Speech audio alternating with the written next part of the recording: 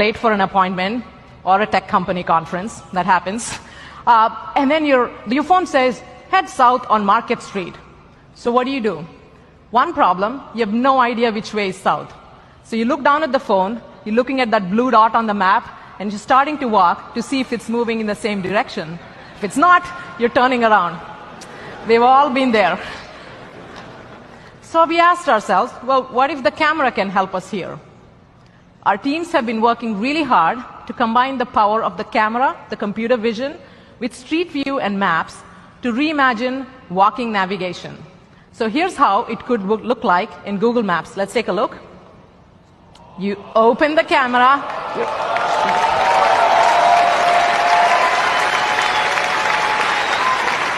You instantly know where you are.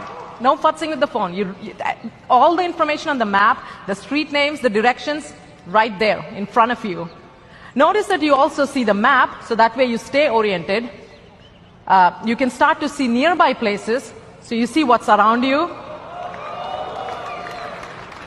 And just for fun, our team's been playing with an idea of adding a helpful guide, like that there, so that it can show you the way. Oh, there she goes. Pretty cool. Now, enabling these kinds of experiences, though, GPS alone doesn't